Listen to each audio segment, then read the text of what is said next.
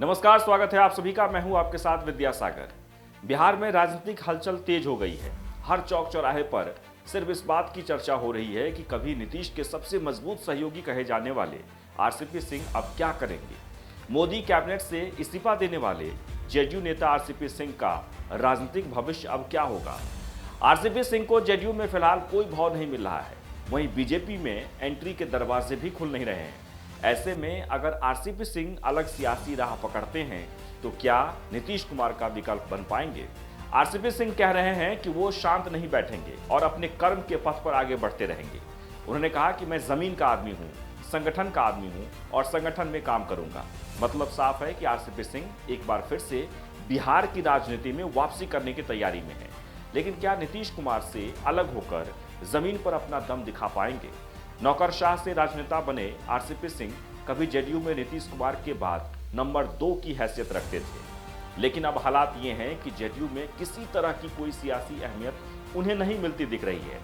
JDU में उनके तमाम करीबी नेता साइडलाइन हो चुके हैं या फिर उन्हें बाहर का रास्ता दिखा दिया गया है। वहीं सीएम नीतीश कुमार से रिश्ते ठीक रखने के चक्कर में बीजेपी आरसीपी सिंह को लेकर उत्साहित नहीं दिख रही है। ऐसे में आरसीपी के सामने बहुत ज्यादा सियासी विकल्प नहीं बचे हैं, जिसके चलते वो अब क्या कदम उठाएंगे। आरसीपी सिंह को सियासत में नीतीश कुमार ही लेकर आए थे और उन्हें फर्श से अर्श तक पहुंचाने का काम नीतीश कुमार ने किया है। इसकी वजह यह थी कि आरसीपी सिंह और नीतीश कुमार एक ही जिले नालंदा और एक ही जाति कुर्मी समुदाय से आते हैं। जातिगत समीकरण के चलते नीतीश ने आरसीपी को आगे बढ़ाया। 2010 में आरसीपी आईएएस से इस्तीफा दिया तो नीतीश कुमार ने उन्हें राज्यसभा भेज दिया। साल 2016 में आरसीपी सिंह को जेडीयू ने दोबारा राज्यसभा भेजा और शरद यादव की जगह राज्यसभा में पार्टी के नेता भी बनाया गया। नीतीश कुमार ने जेडीयू राष्ट्रीय अध्यक्ष का पद छोड़ा तो आरसीपी सिंह को ही पार्टी की कमान सौंप दी गई थी। इस तरह नीतीश के बाद जेडीयू में वो नंबर 2 की हैसियत वाले नेता बन गए। नीतीश की मनमर्जी पर आरसीपी का जेडीयू में पकड़ मजबूत हो गई, साथ ही सियासी भविष्य भी संवरता गया। लेकिन मोदी कैबिनेट का हिस्सा बनने के बाद रिश्ते में दरार पड़ गई। आरसीपी को तीसरी बार जेडीयू से राज्यसभा पहुंचने का मौका नहीं मिला, जिसके चलते उन्हें मोदी कैबिनेट छोड़ना पड़ा। आरसीपी भी नीतीश कुमार की तरह कुर्मी समुदाय से आते हैं। बिहार की सियासत में भले कुर्मी समाज संख्या बल पर महज 4% हो, लेकिन सियासी तौर पर वो काफी मजबूत है। बिहार की राजनीति में हमेशा जाति के इर्द गिर्द सियासी बिसात बिछाई जाती रही है। राजनीतिक दल बड़ी बड़ी बातें करें और विकास का सपना दिखाएं, लेकिन केंद्र में जातिवाद का ही बोलबाला दिखता है। नीतीश कुमार ने जब खुद को बिहार में लॉन्च किया तो विकास के साथ साथ जाति आधार के लिए लवकुश कुर्मी कोयरी फार्मूले के सहारे सफल हुए थे। बिहार में कुर्मी समाज की आबादी करीब 4% के करीब है। इसमें अवधिया, समसवार, जसवार जैसी कई उपजातियों में विभाजित हैं। नीतीश कुमार अवधिया कुर्मी हैं, जो संख्या में सबसे कम लेकिन नीतीश सरकार में सबसे ज्यादा फायदा पाने वाली उपजाति हैं।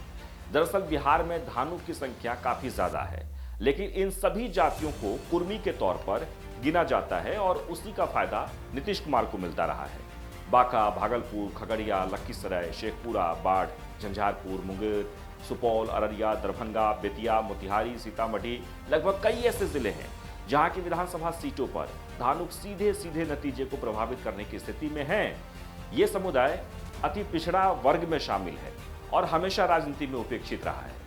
अब सवाल ये है कि क्या जेडीयू में साइडलाइन हो चुके आरसीपी सिंह बिहार की सियासत में खुद को कुर्मी नेता के तौर पर स्थापित कर सकेंगे। हालांकि आरसीपी भले ही जेडीयू के अध्यक्ष रहे हों या फिर केंद्र में मंत्री, लेकिन न तो कभी कुर्मी नेता के तौर पर उनकी पहचान बन सकी और न ही जनाधार वाले नेता बन पाए। ऐसे में नीतीश कुमार को उस तरह की चुनौती कभी नहीं देते जैसा कोई जनाधार वाला नेता दे सकता है। बता दें कि नीतीश कुमार समाजवादी आंदोलन से निकले हुए हैं, जो जमीनी संघर्ष और अपनी राजनीतिक समझबूझ के आधार पर आगे बढ़े हैं। 17 सालों से बिहार की सत्ता पर काबिज हैं। नीतीश भले ही अपने दम पर सत्ता न हासिल कर सकें, लेकिन उनके बिना भी किसी की सरकार बनने वाली स्थिति नहीं है। वहीं आरसीपी सिंह कुर्मी समुदाय से जरूर हैं, लेकिन नीतीश कुमार की तरह अपनी सियासी जड़ें नहीं जमा सके। ऐसे में वो जेडीयू से अलग होकर किसी तरह का कोई विकल्प खड़े करना उनके लिए आसान नहीं है। बिहार की सियासत में नीतीश कुमार से अलग होकर जॉर्ज फर्नांडिस से लेकर शरद यादव, दिग्विजय सिंह, उपेंद्र कुशवाहा, अरुण कुमार, अली अनवर और जीतन राम मांझी ने अपनी सियासी किस्मत आजमाया, लेकिन सफल नहीं रहे। शरद यादव उसके बाद सांसद नहीं बन सके और उपेंद्र कुशवाहा को तो बाद में घर वापसी ही करनी पड़ी। हालांकि ये सभी वो नेता हैं जिनका अपना सियासी आधार था और एक समय नीतीश कुमार और जेडीयू को खड़ा करने में महत्वपूर्ण भूमिका थी। ऐसे में अब सभी की निगाहें आरसीपी सिंह के सियासी कदम पर है।